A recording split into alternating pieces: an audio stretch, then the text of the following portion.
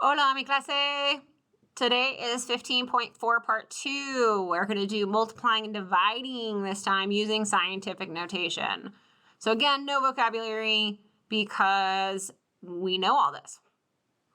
So when the sun makes an orbit around the center of the Milky Way, it travels 2 and 25 thousandths times 10 to the 14th kilometers.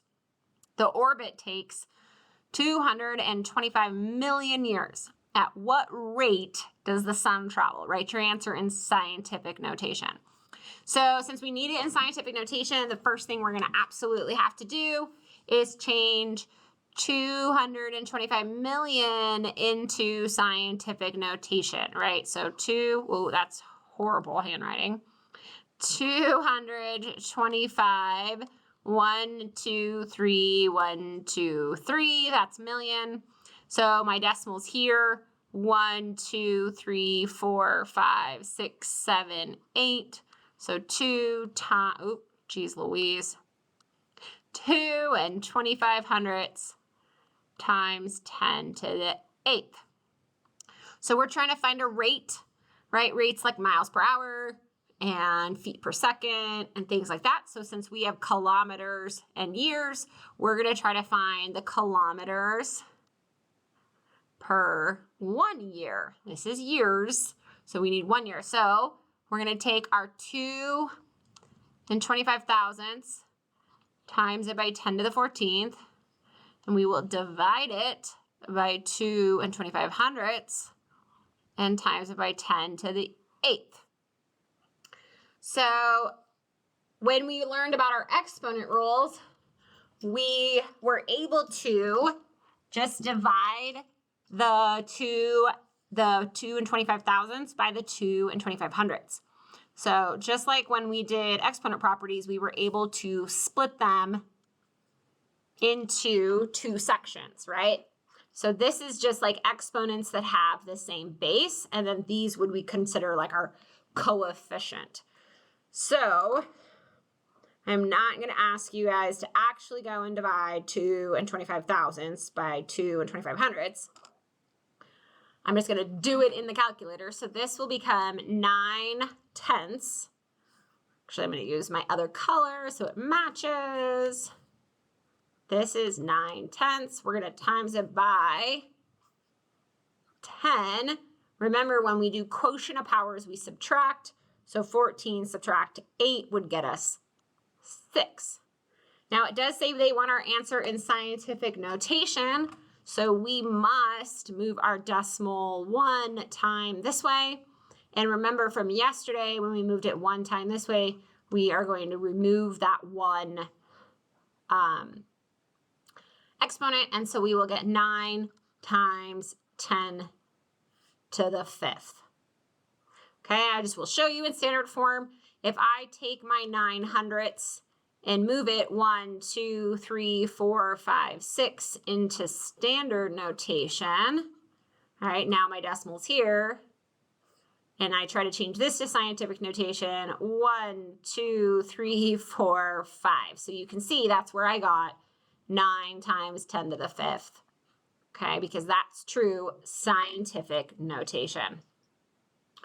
All right, light travels at a speed of 1 and 17 hundredths times 10 to the 7th miles per minute. Pluto's average distance from the sun is, what is that, 3,670,000,000 miles. On average, how long does it take sunlight to reach Pluto? Write your answer in scientific notation. So first thing is changing this to scientific notation. All right, makes our problem a lot easier. So 1, 2, 3, 4, 5, 6, 7, 8, 9. So it is 3 and 67 hundredths times 10 to the 9th. Now we have a rate, we have a distance, we're trying to find the minutes. We are going to divide again by our rate. So since it's miles per minute, think of it as like, we know how much we make an hour, right? So I make $12 an hour. I have $362. how many hours did I work? And so the same idea, we would divide to figure out how many hours we worked, because we know the rate, we know the distance, okay? So same idea, we just treat these like a regular division problem as though they are a fraction. And we will use our exponent properties on our same base 10s.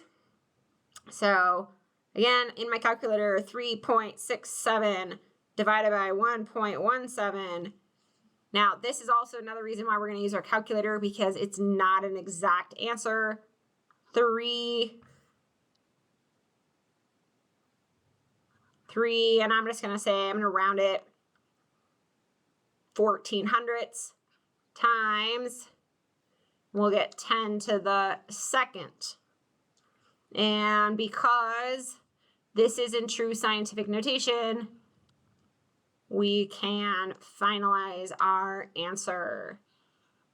Okay, and again, I did round that, so it's approximate and not exact. All right. Now, I know we haven't done a multiplication problem, but I want you to know that it's just like a division problem. We're going to technically use like commutative property of multiplication. And since this is multiplication and right here it is multiplication, we can move these around so that like things are together, or like terms. So I can really make this 1 8/10 times 6 7/10 times 10 to the 9th times 10 to the 12th. We can then use the associative property and say, okay, these two are going to go together and these two are going to go together.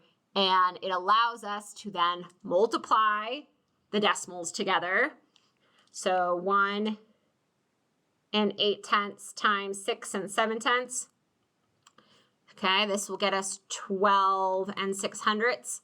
And we will then times it. Remember, when we do product of exponents, we add these together. And so we will get times 10 and 9 plus 12 is 23. No, 21. I can count, I promise. 21. Now, this is not true scientific notation, and so we will need to move it one time to the left. And remember, from 15.4 part 1, when we move it to the left, we add 1 to our exponent, and we get 1 206 thousandths times 10 to the 22nd. All right, this might be a good time to pause. I'd like you to see if you can maybe try the bottom one. Since I've done 2 similar to it, it'd be really good practice for you to try it out and see how you did. All right, so hopefully all you did was divide these two and then use your exponent properties on these two. When you divided here, we should have gotten 1 7300ths times 10 and 17, subtract 9 would get us 8, so times 10 to the 8th. This is in true scientific notation because it's between 1 and 10 and not 10. All right. So the main things to remember: use exponent properties on base of 10s. Multiply, oh, I can spell, and divide the rest. Yeah, we'll just say that. All right, I'll make that a little bit bigger maybe too. There we go. All right, here is your independent practice. This is a multiplication problem, so it's good practice for you guys since we only did 1 in your notes like that. All right, until next time, adios.